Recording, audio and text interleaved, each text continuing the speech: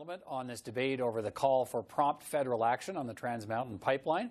From the foyer of the Commons this evening, I'm joined by Ontario Liberal MP Kim Rudd. She's the Parliamentary Secretary to the Minister of Natural Resources. Shannon Stubbs is an Alberta Conservative MP and her party's critic for natural resources. And Murray Rankin is a BC New Democrat and his party's Deputy House Leader. It's good to see you all. Thanks for making time to speak with me this evening. Thanks, Peter. Thank you, Shannon Peter. Stubbs, let me start with you if I can. It's an opposition day and your motion the Commons debated today, so let me begin with you. There's an urgency to this motion. You want an action plan by Thursday at noon from the Prime Minister on what he's going to do to get the pipeline construction started and basically shut down any objections or delays from BC. Why have you set that deadline? Well, because the situation is urgent, there's an interprovincial trade war escalating between Alberta and BC, otherwise long-time good neighbours who have much integration in their economy, and innocent citizens and their small businesses are at risk in the crossfire between those two governments, which has been caused by the lack of action on the part of the Prime Minister and the Liberals to champion their own approval of this project. It's been 440 days since the approval, 6 years since the proponent started work towards this pipeline expansion. It's been declared in the national interest, and the Liberals need to champion their own approval and lay out to Canadians very clearly what the next steps are and how they're going to ensure the pipeline gets built. Okay, Kim Rudd, what's your government's reaction to the motion from the Conservatives today? Well, a couple of things, Peter. One is, I think a crisis is being manufactured where there really isn't a crisis. We have approved the pipeline. We stand behind that approval. It'll create thousands and thousands of jobs. It's good for our economy, and we need to get our resources off the coast into alternative markets, so they're not held hostage, if you will, by just one single purchaser. So I think we agree on that. The challenge, of course, is that BC has said that they're going to consult, and within their provinces get to consult and do as they wish. But we must remember, as a federal government, we consulted broadly with hundreds of thousands of people contributing input.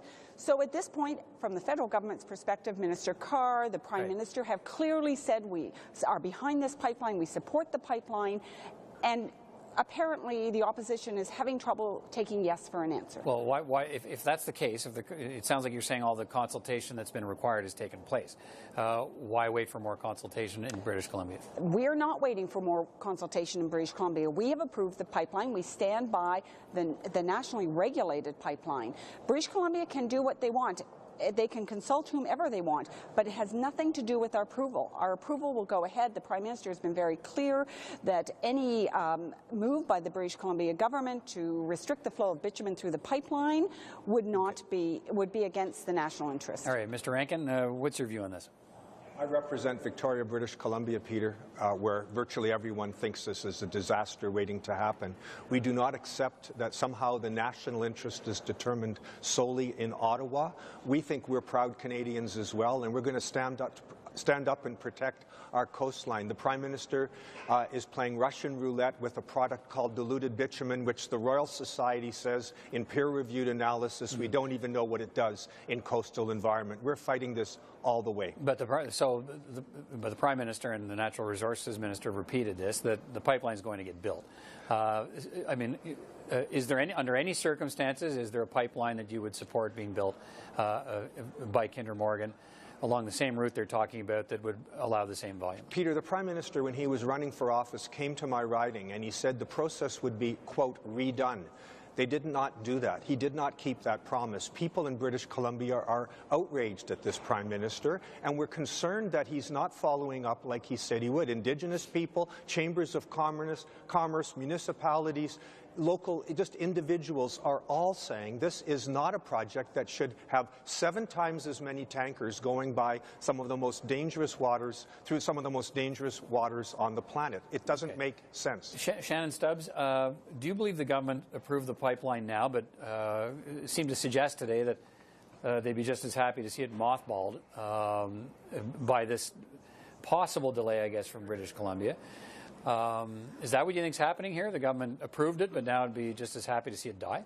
Well, I'm just not sure what else could possibly be the explanation. It's been clear from the very beginning, as the BC NDP have always said, they never thought it was in the public interest. They said very clearly, long before they got elected to the government in BC, that they would use all tools available to kill that pipeline. And so that's what they're doing.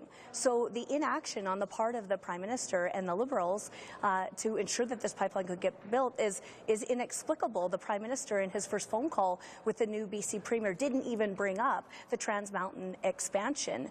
So, you know what, there's one concerning thing. Condition 5 of the 157 conditions attached to the approval says that if construction does not commence by 2021, then the certificate issued by the NEB to allow for the construction of the pipeline will be cancelled. So that is a real urgency. That might seem like a long way out, but it's already been 6 years since the project started, and construction was supposed to have started 5 months ago. So it's a real risk, leaving in limbo the livelihoods of hundreds of thousands of Canadians which depend on the energy sector. Kim Rudd, the Minister of Natural Resources, your minister, said today that all BC's really proposed here, and you've alluded to it, is a consultation with the people of British Columbia, which it has the right to do. At what point was done federally. Oh, right. Yeah. So it has the right to do it, but you Over seem to 3 be years. saying it's not necessary.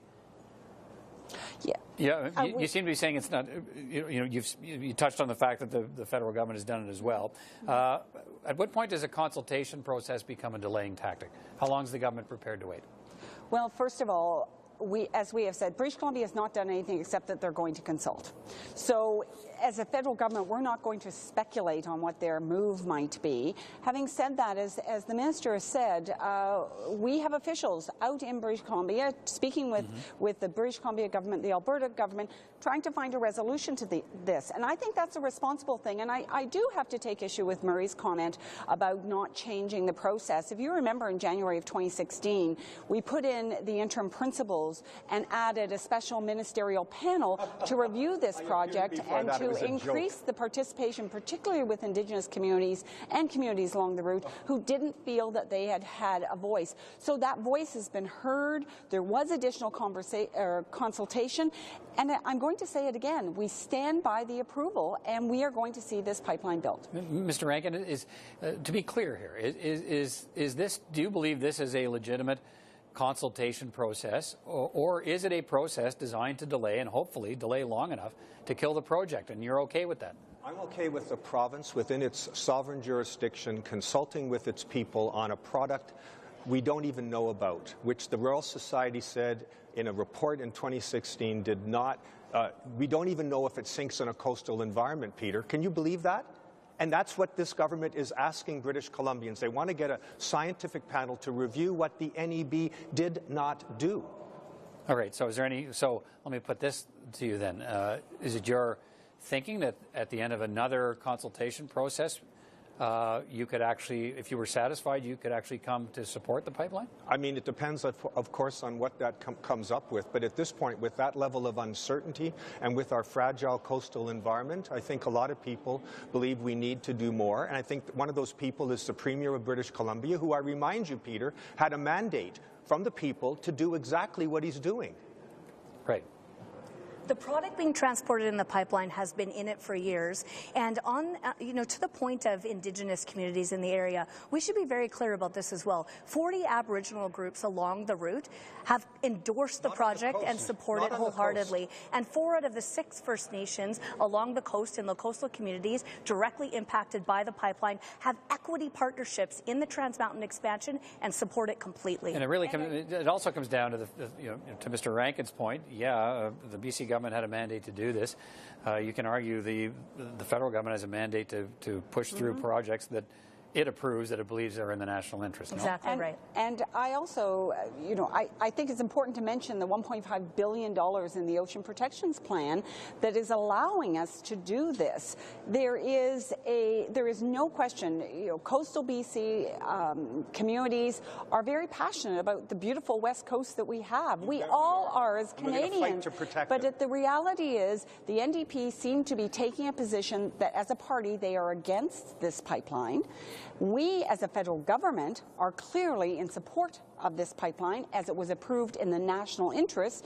And so I guess, Why is it in the national interest, Peter, for us to put fish, our economy, our environment, Indigenous communities at risk? Tell me why that's in the national interest. Well, we're proud Canadians as well, you know. Yeah, I guess those are all good arguments to represent your point of view. But I guess people would say that train's left the station. The pipeline's been approved. No, and the pipe. Not at all.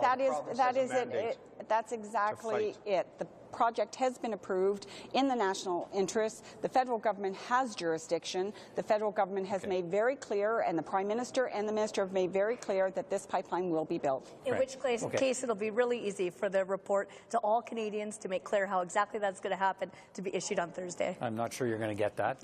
You're going to get that passed through the House of Commons, but it's good of all of you to talk about this ongoing story today, and I know we'll have a chance to talk about it again because I'm not sure how quickly all of this will be settled, but chances are it won't be settled all that quickly. Appreciate your time tonight. Thanks for doing it. Thanks so much, Peter.